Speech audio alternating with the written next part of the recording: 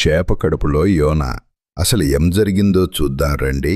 దేవుడు యోనాను పిలిచి, నినేవె పట్టణానికి వెళ్ళి అక్కడి ప్రజలకు నా సందేశం చెప్పు అని ఆజ్ఞాపించాడు.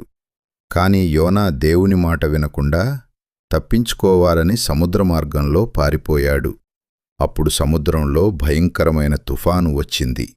పడవ మునిగిపోతుందేమో అని అందరూ భయపడ్డారు. ఈ తుఫాను తన కారణంగానే వచ్చిందని యోనా గ్రహించి తనను సముద్రంలో వేయమని చెప్పాడు. వారు యోనాను సముద్రంలో వేయగానే తుఫాను వెంటనే ఆగిపోయింది.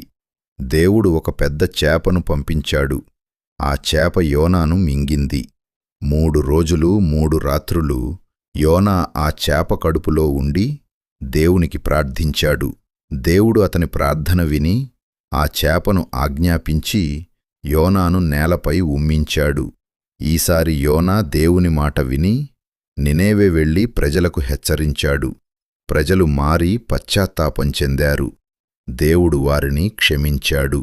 నీతిబోధ: దేవుని మాట ఎప్పుడూ వినాలి. దేవుడు మనకు రెండో అవకాశం ఇస్తాడు.